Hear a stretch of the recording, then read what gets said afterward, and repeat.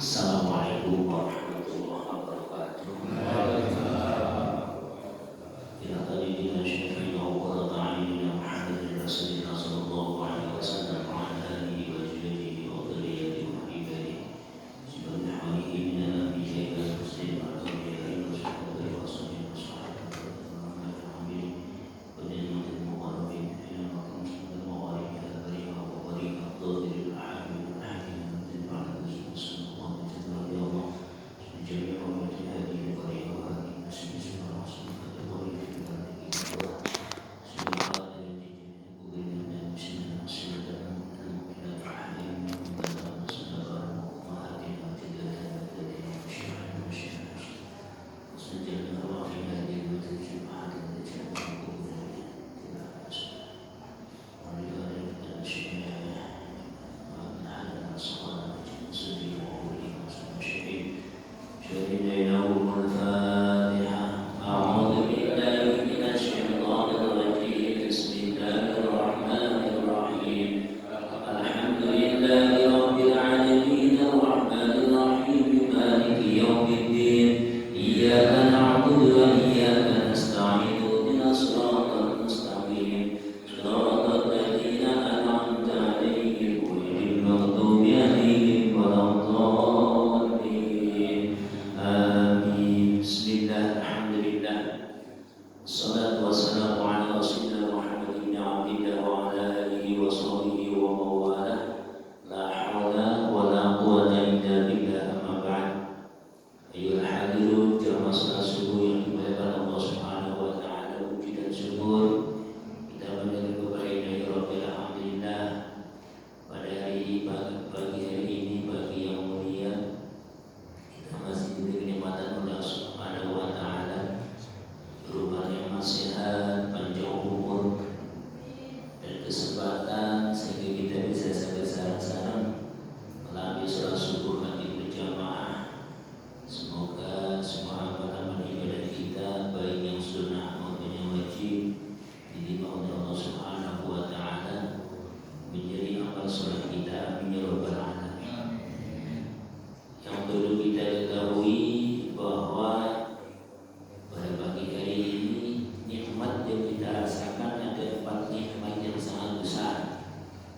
Yang pertama, yaitu kita diberi kenikmatan oleh Allah Subhanahu wa taala bisa melaksanakan sholat subuh bagi berjamaah. Sebab sinten mawon sing purun lampahi sholat subuh bagi berjamaah utawa tangi subuh niku sampun angsal dawanipun Kanjeng Rasulullah Muhammad sallallahu alaihi wasallam. Dawane Kanjeng Rasul, Allahumma barik fi ummati, Allahumma barik ummati fi bukuriha. Ya Allah, berkahilah umatku di dalam waktu subuh. Nek berkah niku kabeh rezekine berkah, umure berkah, kabeh sing diparingaken Allah taala itu jadi berkah. Ziyadatul khair, tambah dalam kebagusan. Karena berkah Allah memberi kenikmatan kepada kita, itu kita berada di masjid Allah Subhanahu wa taala, di rumah Allah Subhanahu wa taala. Kanjeng Nabi Rasulullah Muhammad sallallahu alaihi wasallam dawuh sapa berada wonten ing masjidipun Allah taala mesti Allah paling keamanan, diparingi rasa aman. Nikmat yang besar yang nomor 3, kita berada di bulan yang sangat suci, yaitu bulan Ramadan. Dan nikmat yang besar lagi yang kita rasakan adalah kita dalam keadaan berpuasa bulan Ramadan. Semua sing berpuasa bulan Ramadan, semua dosa-dosa akan diampuni oleh Allah Subhanahu wa taala.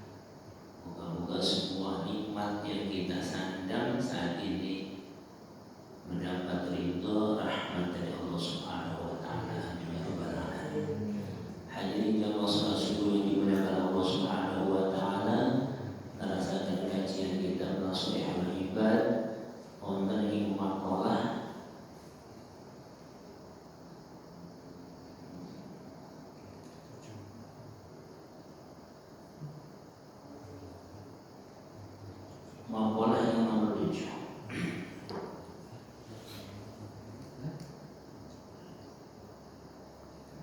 Bismillahirrahmanirrahim. Qala musannif rahimahullah wa nafa'ana bihi wa bi 'ulumihi fid dharain amin. Bismillahirrahmanirrahim. Maqalah as-sabi'ah.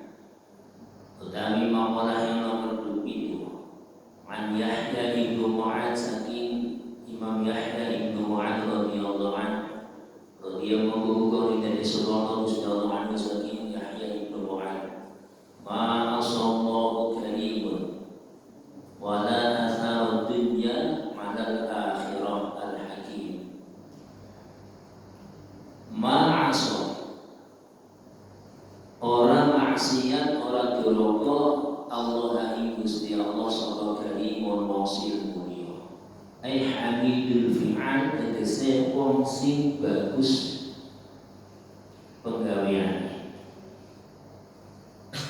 Jadi orang yang bijaksana, orang yang mulia itu orang yang tidak berbuat maksiat kepada Allah Subhanahu wa taala. Siapa itu? Wa huwa man yukrimu nafsahu bittaqwa, yaitu wong sing mulyakaken dirinya, sing ngegumaken awake dhewe kanthi takwa kepada Allah Subhanahu wa taala. Wabil ikhtirasi lan kelawan jogo anil ma'asi saking biro-biro maksiat. Termasuk wong sing mulyakake awake dhewe di samping wong iku merso atau menghiasi dirinya kanthi takwa Allah, yaitu melaksanakan perintah-perintah Allah Subhanahu wa taala. Mulane Syekh Al-Khatib menyampaikan wasiat kitabullah dia sira kabeh takutlah kepada Allah Subhanahu wa taala. Napa itu takwa? Di dalam yang diajarkan oleh Rasulullah sallallahu alaihi wasallam, imtithalul awamirihi wa tanhi manahi, itu melaksanakan perintah-perintah Allah Subhanahu wa taala dan menjauhi larangan-larangan Allah Subhanahu wa taala. Wa bil ikhtiras 'anil ma'asi, yaitu menghindar atau menjauhkan diri untuk berbuat maksiat. Wala athara dunya 'alal akhirah. Wala athara lan orang disiake sapa wong dunya ing dunya. La uqaddimaha, yaktine tidak mendahulukan dirinya untuk dunia, wala ufaddiluha, dan orang mengutamakan dunia ala akhirat dari akhir ing akhirat. Wala atharu dunya ala akhirat al-hakim. Dan orang yang bertakwa, orang yang mulia, yaitu orang di samping menjauhkan diri dari perbuatan-perbuatan yang Allah puji, juga orang tersebut selalu memilih perbuatan-perbuatan yang menuju akhirat, sehingga wong iku disebut al-hakim, yaitu wong sing bijaksana. Ai musibun fil af'alihi, itu orang yang selalu mengenal dirinya untuk berbuat perbuatan yang bagus. Wa huwa man yamna'u nafsahu min mukhalafi aqlihi as-salim, yaitu yang namanya orang yang hakim, yang bijaksana, itu orang-orang yang mencegah dirinya dari nuruti hawa nafsu. Jadi makalah yang ke-7 yang disampaikan oleh Imam Yahya ibnu Mu'adz radhiyallahu, yaitu orang yang mulia, yaitu orang yang selalu menghiasi dirinya untuk bertakwa kepada Allah Subhanahu wa taala dan menjauhi perbuatan-perbuatan kemaksiatan kepada Allah Subhanahu wa taala. Wala atharud dunya 'alal akhirah al-hakim, dan termasuk juga itu orang yang mendahulukan suatu pekerjaan akhirat, mengakhirkan perbuatan dunia. Sebabnya wong niku nek sing dituju akhirat, dunia pun akan datang sendiri. Tapi kalau itu yang dituju hanya dunia, maka akhirat pun tidak akan ikut. Bismillahirrahmanirrahim. Wal maqalatu tsaminatu, lan penghentikan yang nomor 8. Manil al-Ghumas, saking Imam al-Ghumas, ismuhu Sulaiman ibnu Muhir al-Kufi kang Basra radhiyallahu anhu. Man kana ra'su malihi at-taqwa kallat al-sunu min waslihi rihidini.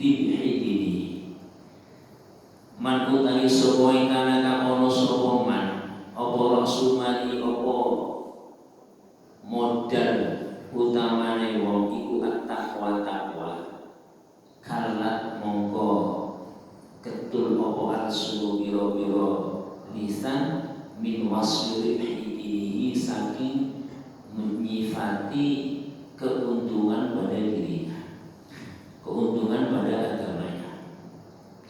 Barang siapa yang modalnya takwa Allah, hanya takwa kepada Allah Subhanahu wa ta'ala, pasrah bukan berarti tidak bekerja. Pasrah bukan berarti hanya menyerahkan diri saja, tapi perlu usaha. Kanat al-sunu min wasfi ribhihi, maka seandainya orang itu kok yang menjadi modal utama adalah takwa, maka semua lisan itu tidak bisa akan menghitung keuntungan yang diperoleh dalam agamanya orang tersebut. Makanya yang takwa itu termasuk orang mulia itu diangkat derajatnya oleh Allah Subhanahu wa ta'ala dengan takwa. Menjadi modal yang paling utama, modal yang istimewa untuk menghadap ilahi Rabbi, yaitu takwa.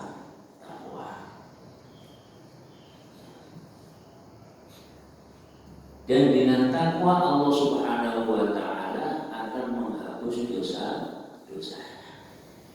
Dengan takwa juga Allah Subhanahu wa ta'ala akan memberi jalan yang jalan tersebut yang sangat sulit kita lalui dalam kehidupan. Oleh kesusahan, dengan takwa Allah akan memberi kemudahan. Ada kesulitan, Allah akan memberi jalan. Dan dengan takwa Allah akan memberi suatu rezeki yang tanpa terduga datang.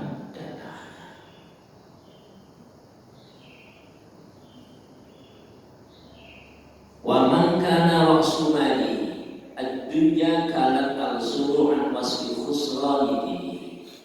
Iki sebaliknya. Si pertama sapa kok modal utama iku takwa, maka lisan-lisan yang ada di dunia untuk mensifati keuntungan agamanya itu tidak bisa. Artinya banyak sekali keuntungan. Wa man kana rasulani ad-dunya kanat al-suru min wasfi khusrani. Begitu juga seandainya modal utamanya itu adalah dunia, maka semua lisan pun akan mensifati kerugian pada agamanya itu pun tidak bisa. Artinya, wong hanya memikirkan dunia, kerugian yang disandang itu banyak sekali, sehingga orang itu mensifati kerugian yang disandang itu tidak bisa. Artinya sangat rugi. Berarti nomor itu walaupun beraturakan nek takwa itu dunia akan datang sendiri. Tapi hanya kita dunia, maka akhirat pun tidak akan bisa mengikutinya.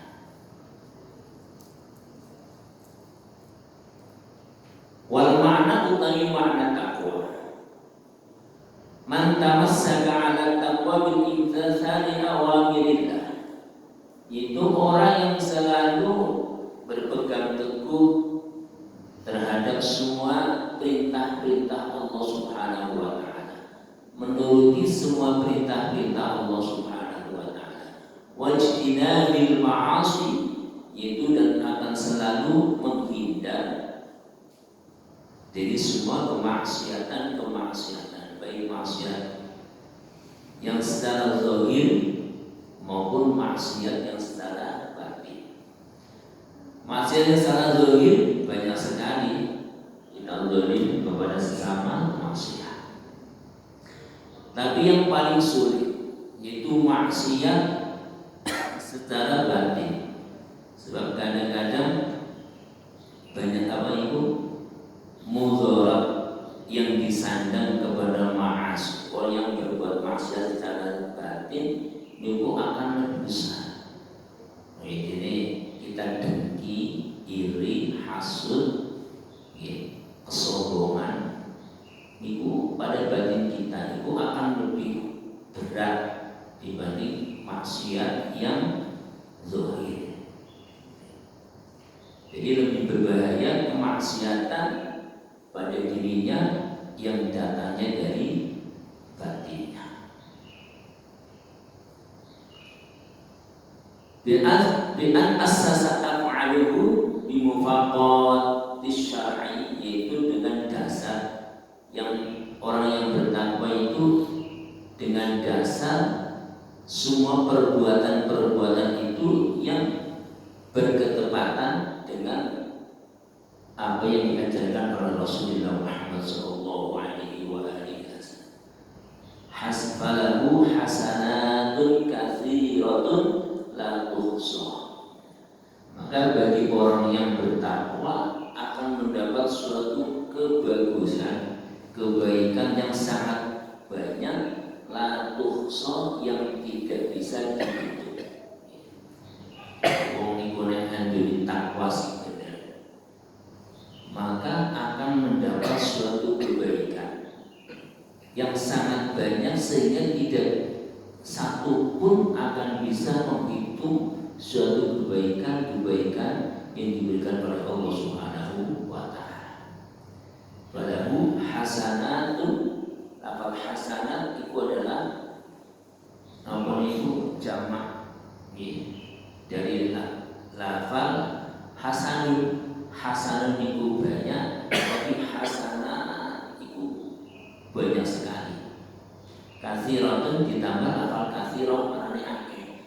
Jadi kebaikan yang sangat banyak sekali, la tuhsa, yang tidak bisa dihitung. Jadi wong iku wong dasare takwa akan mendapatkan suatu kebaikan yang mana kebaikan yang diperoleh tidak ada seorang pun yang akan bisa menghitungnya. Wa man tamassaka 'ala umuri mukhalafati syar'i falahu sayyi'atun katsirah. Begitu juga sebaliknya, barang siapa yang berpegang teguh dengan perbuatan-perbuatan yang melayani syara', yaitu dengan suatu kemaksiatan berokok baik kepada dirinya atau kepada orang lain, falahu sayyi'atun katsiratun, maka akan disandangnya suatu kejelekan yang sangat banyak. Ajazat al-suru an dzikri dzalikal bil adad, sehingga sama juga kejelekan itu tidak seorang pun mampu untuk menghitung atau ingat kepada keburukan yang dari sana. Makanya ittaqullah haitsu kunta wa ahsin hasbal sanadal hasanah. Bismillahirrahmanirrahim. Wal maqalatun tasi'atu. Anapun apalah sing nomor 9. An Sufyan Ats-Tsauri disebutaken saking Imam Sufyan Ats-Tsauri radhiyallahu anhu wa huwa Syekh al-Imam Malik. Imam Sufyan itu gurune Imam Malik. Imam Malik niku gurune Imam Syafi'i. Imam Syafi'i niku gurune Imam Hambali. Jadi Imam Sufyan Ats-Tsauri niku gurune Imam Malik. Imam Malik niku dadi gurune Imam Syafi'i. Imam Syafi'i niku dadi gurune Imam Hambali. Kullu maksiatin utawi saben-saben maksiat aina saat tegese kang timbul apa maksiat. Timbule wau an syahwatin saking syahwat. Ai istiqaqin nafsi ila syai'in itu brontone diri kepada sesuatu. Setiap maksiat yang datangnya dari kemauan dirinya, dari nafsu dirinya. Fa innahu yurja ghufranuha. Fa innahu setune maksiat yang datang dari nafsu iku yurja iso den arep-arep apa ghufranuha apa den ngampurane maksiat. Jadi maksiat sing datange saka nafsu iku iso diarep-arep diampuni oleh Allah Subhanahu wa taala. Artinya gampang dingapura. Jadi kemaksiatan, berbuat maksiat yang timbulnya dari nafsu, keinginan, itu gampang dingapura. Yaitu dengan nomor itu, dengan uzur, saged